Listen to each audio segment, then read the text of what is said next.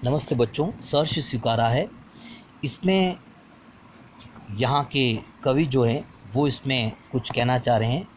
ये अपनी नई कविता एक स्टार्ट हो रही है और इसमें सहर्ष का अर्थ ये है कि सहज होता है। सहर्ष का अर्थ ये है सहज होता है और स्वीकारा है मतलब सहज ही स्वीकारा है। ये इसके कहने का अर्थ है कि जो भी है वो सहर्ष ही स्वीकारा है। इसमें कहने का अर्थ यह है। तो यहाँ पर गजानन माधव मुक्तिबोध ने यहाँ पर कहा है, इसके लेखक हैं, इसके कवि हैं। और इसमें कहना है कि ज़िंदगी में जो कुछ भी है, जो भी है, वो सहर्ष स्वीकार है। ये उनके जीवन की ही एक घटना के रूप में उन्होंने बताया गया है कि उनके जीवन में जो कुछ भी हुआ है उनको उन्होंने सहज ही स्वीकारा है। इसके लिए जो कुछ भी मेरा है वह तुम्हें प्यारा है। यहाँ पर कवि कहना चाह रहे हैं कि जो कुछ भी मेरा है, आज मैं मेरा समझ रहा हूँ, वह तुम्हें प्यारा है। ये तुम्हें कौन? तुम्हें मतलब यहाँ पर वो किसके लिए कहा गया है? ये किससे सच, किसकी बातों को सच स्वीकारा है? तो ये प्रियतम की बातों को। अब यहाँ पर कवि ने इस बात को काफ़ी गुप्त रखा है, या वो किसी को कहना नहीं चाह रहे हैं, सस्पेंस रखा है कि वह यह तुम्हें प्यारा है तो किसे प्यारा है? तो ये प्रियतम को प्यारा है, मतलब उनका कोई प्रियतम है, घनिष्ठ है, उसे प्यारा है, उसी की बातों को सच स्वीकारा है। लेकिन प्रियतम कौन है, इस बातों को उन्होंने कहा नहीं है यहाँ पर। तो वह तुम्हें प्यारा है, जो भी मेरा है वह तुम्हें प्यारा है, क्योंकि जो भी मेरा है उसे मैंने स्वीकारा है, इससे वह तुम्हें प्यारा है। इसलिए यहाँ पर इस बात को कहा गया है। तो यहाँ पर ये जो ज़िंदगी में जो कुछ भी मेरा है वह तुम्हें प्यारा है, जो कुछ भी है, जो भी है वह सहज वे में स्वीकारा है, ठीक है। और जो भी है वो तुम्हें प्यारा है, जो मेरा है वो तुम्हें प्यारा है। गर्वीली गरीबी मतलब ये गर्व भरी गरीबी, ये गर्व भरी जो गरीबी है, जो मतलब जो भी गरीबी मेरे जीवन में, जो भी गरीबी आई वो भी मैंने स्वीकारी है, वो भी तुम्हारे लिए मैंने स्वीकारी है। ये यहाँ पर कहने का अर्थ है। तो इसमें कवि के ये जो बातें हैं उसमें बहुत सारी बातें अच्छी हैं और बहुत सारी बातें इसमें सीखने लायक भी हैं कि ये गंभीर अनुभव, जैसे कि गर्वीली गरीबी, अपने परिवार के कारण भी कभी गरीबी ज़्यादा बढ़ जाती है। इसलिए जो कुछ भी अगर मेरी प्रियतम के कारणों से अगर गरीबी आई है तो कोई बात नहीं, उसको मैंने गर्व से स्वीकारा है। ये गंभीर अनुभव हुए मुझे ज़िंदगी में। कभी माँ बहुत सारी चीज़ें सिखा जाती है, माँ की मृत्यु हो जाती है, लेकिन व्यक्ति उस माँ को याद करता है कि माँ ने मुझे बहुत सारी चीज़ें सिखा दी है। तो गंभीर अनुभव हुए उसे अपने प्रियतम के कारण। प्रियतम कौन है? उसकी प्रेमिका है, उसका भाई है, या उसके पिता है, या उसकी माँ है, ये क्लियर नहीं है, ये कहानी है यहाँ पर। लेकिन कोई न कोई उसका प्रियतम है जो घनिष्ठ है।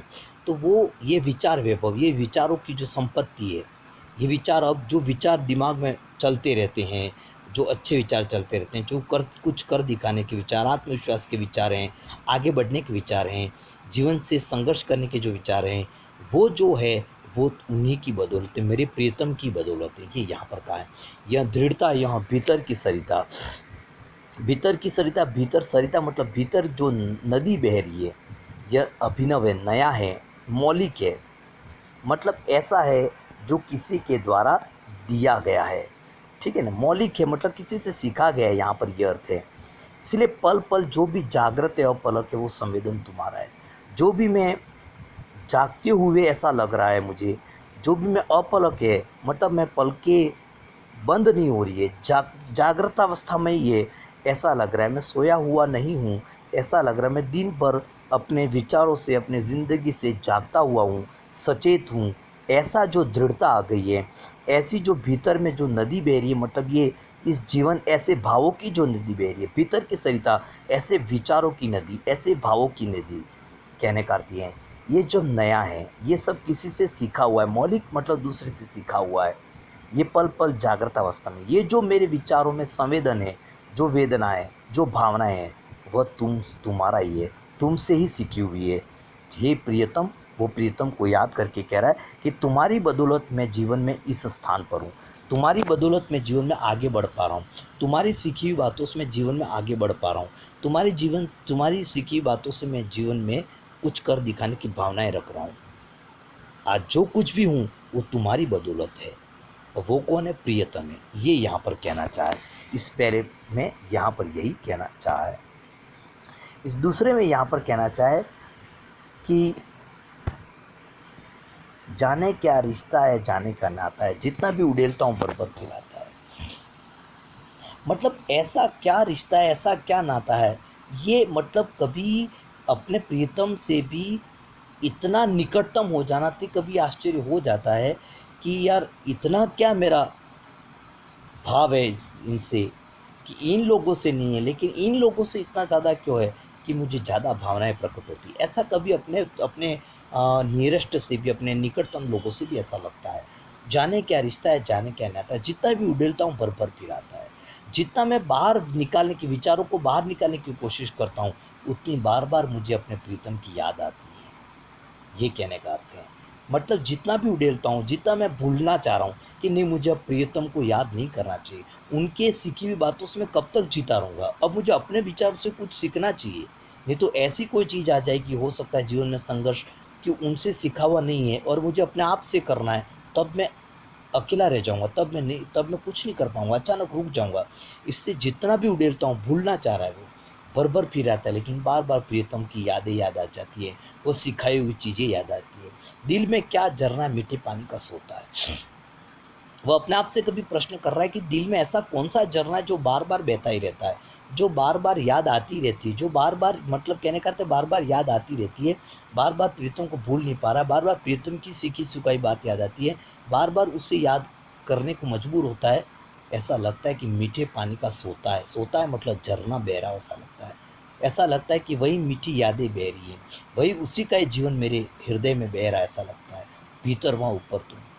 भीतर तो मेरे अंदर उन्हीं की यादें बहती रहती है ऐसा लग रहा है, और ऊपर तुम, मतलब वही ऊपर विचारधाराएं भी बहती रहती है ऐसा लगता है। भीतर वहाँ ऊपर तुम कहने का अर्थ यहाँ पर ये है कि भीतर वो मीठे पानी का सोता, मीठी यादें बहती रहती है और ऊपर वो विचार बहते रहते हैं कि यार कैसा मेरे लिए जीवन में क्या क्या किया है। मुस्काता चाँद जो धरती पर रात भर, मुझ पर क्यों खिलता ही तुम्हारा चेहरा है। मतलब जिस प्रकार से चाँद एक मुस्काता नज़र आता है धरती पर, रात भर ऐसा लगता है कि चाँद मुस्कुरा रहा है, उजाला जैसा रहता है, इसलिए हम चाँद मुस्कुराता है ऐसा कह सकते हैं। उसी प्रकार से मेरे जीवन में भी अंधकार है, अंधकार में तुम्हारा चाँद, जैसे धरती पर रात को अंधकार रहता है, लेकिन चाँद है वो वहाँ पर उजाला छा देता है। उसी प्रकार से मेरे जीवन में भी अंधकार है, लेकिन तुम्हारा मुस्काता चाँद जो है, मतलब तुम्हारा चेहरा जो है, वो मेरे जीवन में रक्षक के रूप में काम कर रहा है। ये यहाँ पर बताया गया है। और इसमें जो बताया गया है थर्ड में, कि सचमुच मुझे दंड दो। मतलब अब देखो, पहले में यहाँ पर ये कहा गया कि ज़िंदगी में जो कुछ भी है वो मैंने सच स्वीकारा है। मतलब जो कुछ भी है मेरा है वो तुम्हें प्यारा है, कहने का अर्थ है कि जो कुछ भी मेरे जीवन में हो रहा है वो तुम्हारी बदौलत है और मेरा है।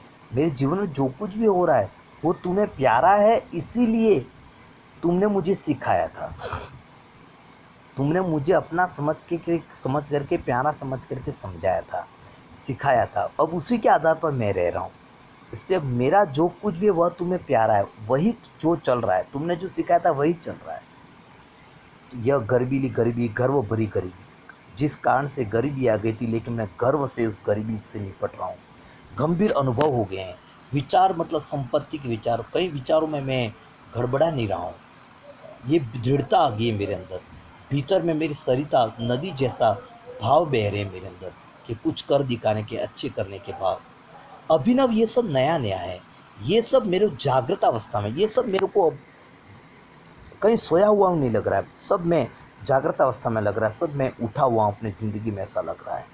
ये पहले में ये कहा गया है, जो कुछ भी है सहज रूप में स्वीकार लिया है। ऐसा नहीं कि मनमाने ढंग से स्वीकारा है, ऐसा भी नहीं, खुशी से सहज रूप में स्वीकारा है, उसे सहज स्वीकार कहा गया है।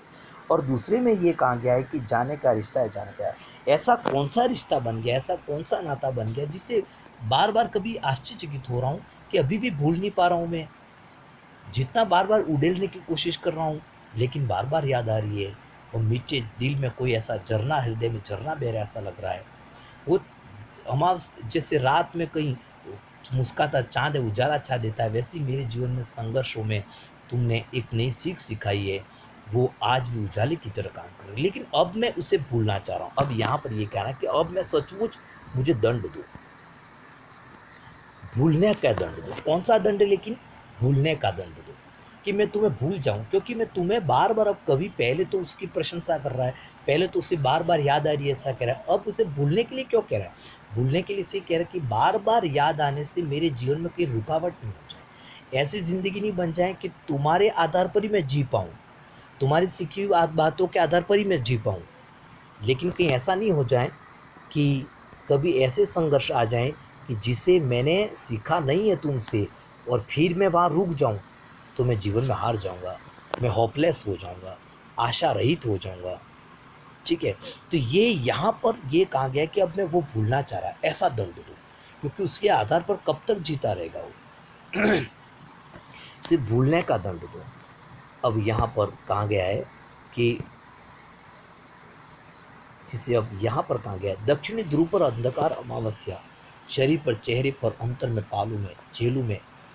अब दक्षिणी ध्रुवी पर जिस प्रकार से अंधकार अमावस्या, आपने ज्योग्राफी न्यूज़ में पढ़ा होगा कि दक्षिणी ध्रुवी पर अंधकार हो जाता है कभी, तो कभी 6 महीने तक ऐसे अंधकार रहता है वहाँ, ऐसे लंबे समय तक ऐसे अंधकार रहता है, ऐसा कहा गया है। उसी प्रकार से अमावस्या की काली रात में भी लंबे समय तक, 6 महीने तक नहीं रहता है, लेकिन उस दिन जिस दिन अमावस्या रहती है उस दिन अंधकार रहता है, तो लंबे समय तक अंधकार ही रहता है।